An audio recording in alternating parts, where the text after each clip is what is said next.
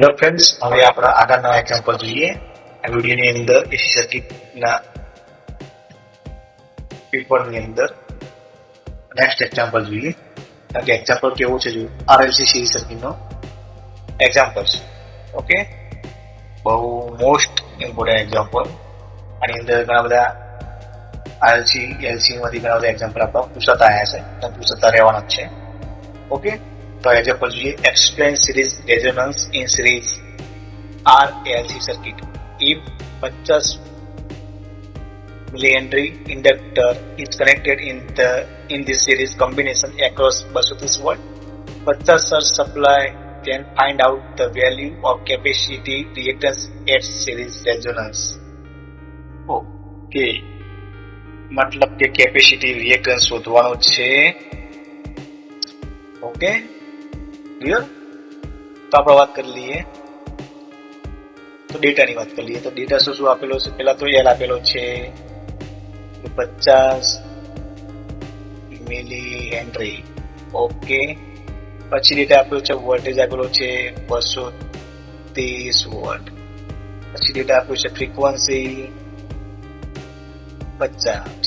Okay, શોધવાનું છે capacity reactive. શોધવાનું કેપેસિટી રિએક્ટિવ મતલબ એક્સી ફાઇન્ડ કરવાનું છે. એક્સી ફાઉન્ડ, બસ આ શોધવાનું છે. Okay, clear? તો કેવી શોધીએ જોઈ લઈએ. શું કરવું? પહેલા સ્ટાર્ટિંગ ક્યાંથી કરવી એ જોવાનું. ઓકે,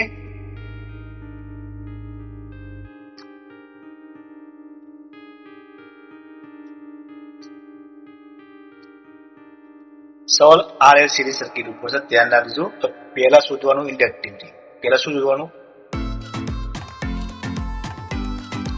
ઇન્ડક્ટિવ રિએક્ટન્સ શોધવો પડશે. પહેલા હંમેશા શું શોધવાનું? ઇન્ડક્ટિવ. જુઓ, ઓકે, જો ઇન્ડક્ટરની કિંમત આપીશ તો આપણે ઇન્ડક્ટિવ રિએક્ટન્સ શોધીએ છીએ. એ ભૂલથી કેપેસિટી કિંમત આપી હોય તો કેપેસિટી રિએક્ટન્સ શોધવું પડે. તો અમે તમારે શું આપ્યું છે? ઇન્ડક્ટિવ રિએક્ટન્સ આપ્યું છે, શોધવાનું કીધું છે. ઓકે, જો ભાઈ આની અંદર ઊંધો હવાલો કરી શકે. ઓકે, એ સપોઝ કેપેસિટી કઈક વેલ્યુ આપી દે, બરાબર? આવું કઈક વેલ્યુ આપી દે. ઓકે, બરાબર? રકમ ચેન્જ કરી શકાય છે. એ કેપેસિટી રિએક્ટન્સ શોધવાનું કીધું. આપણને રકમ ચેન્જ કરી આપણને ઇન્ડક્ટિવ રિએક્ટન્સ શોધી શકાય. ક્લિયર? ઓલ્ટરનેટર જે કંઈ આપ્યું હોય બે સેમ જ છે, બે સેમ મેથડ છે. એ આપ્યું છે ઇન્ડક્ટિવ, તો આપણે પહેલા લઈશું ઇન્ડક્ટિવ રિએક્ટન્સ. રિએક્ટન્સ પહેલા શોધવાનું. ઓકે, જસ્ટ એક્ઝામ્પલ છે મિત્રો. આ રીતે ટેસ્ટ થઈ શકે છે, બરાબર છે? એક્સી ની જગ્યાએ એક્સેલ શોધવાનું કે એક્સેલ ની જગ્યાએ સિક્સ શોધવાનું કે, બરાબર? કઈ નામ રાખો, ખાલી ચેન્જીસ કરવાનું કે. ઓકે, તો આપણે પહેલા શોધીએ ઇન્ડક્ટિવ રિએક્ટન્સ. ઇન્ડક્ટિવ રિએક્ટન્સ સૂત્ર આપણે જોયું જ છે, XL equal to 2πfl. Okay, 2 ગુણ્યા પાઈની કિંમત ગુણ્યા એફની કિંમત 50 ગુણ્યા મિલી એમ્પિયર. મિલી એમ્પિયર ને આપણે એમ્પિયરમાં કરવાનું. હેનરીમાં લાવવું હોય તો 10⁻³ શું કર્યું ભાઈ? આ મિલી એમ્પિયર ને આપણે શું કર્યું? હેનરીમાં લાયા. મિલી હેનરીને આપણે હેનરીમાં લાયા. 10⁻³ કરી દેવાનું. ક્લિયર? બસ આ બધું સોલ્વ કરશો. 2 ગુણ્યા 3.14 ગુણ્યા 50 ગુણ્યા 50 ગુણ્યા 10⁻³. ઓકે, તો જવાબ આવશે તમારો. એક્સએલ ની કિંમત આવશે અહીંયા.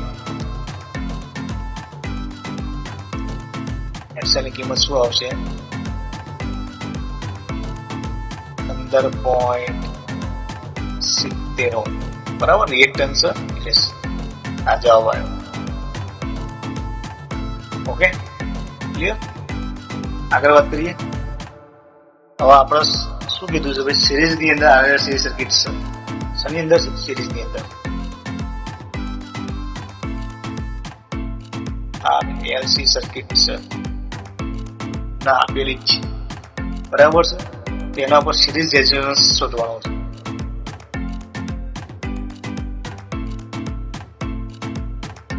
ઓકે મિત્રો, યાદ રાખજો કે ભાઈ સિરીઝ RLC સર્કિટની અંદર સિરીઝ RLC સર્કિટની અંદર ખાસ ધ્યાન રાખવાનું કે એનો સિરીઝ રેઝોનન્સ સેમ જ હોય. બરાબર, અહીંયા પર XL છે સેમ જ હોય. બરાબર, આનું ખાસ ધ્યાન રાખજો. સિરીઝ RLC સર્કિટની અંદર XL ની જે કિંમત આપેલી હોય એ સિરીઝ રેઝોનન્સની અંદર કેપેસિટરની કિંમત, કેપેસિટી, રિએક્ટન્સની કિંમત સેમ હોય. બરાબર છે, એ લખી જ કાઢું છું. બરાબર, નોટ કરીને નોટ ધ્યાન રાખજો. નોટ બસ ગુજરાતી લખી કાઢીએ નોટ. ઓકે, સિરીઝ RLC સર્કિટની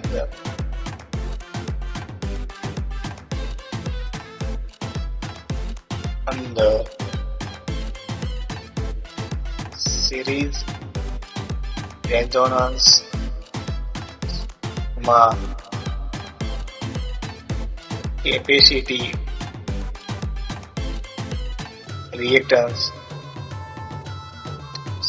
અને ઇન્ડક્ટિવ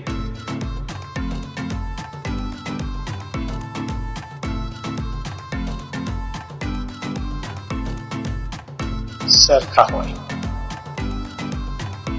ઓકે, એટલું યાદ રાખવાનું. સિરીઝ RLC સર્કિટની અંદર કેપેસિટીની કિંમત આપી છે, ચાહે ઇન્ડક્ટરની કિંમત આપી, બેની કિંમત કેવી હશે? સેમ હશે.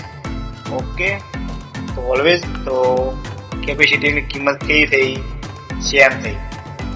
XC ની કિંમત કેટલી થાય? 15.70 ઓહમ થાય.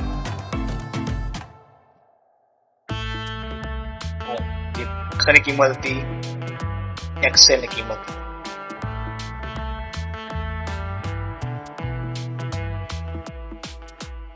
ક્લિયર? આટલી વસ્તુ ઓકે, ડન. ઓકે, તો આ ખાસ ધ્યાન રાખવાની બાબતો. હવે નેક્સ્ટ વિડીયોની અંદર નેક્સ્ટ એક્ઝામ્પલ જોઈશું. આ વિડીયો સ્કીપ કરવો નહીં, સંપૂર્ણ જોવું.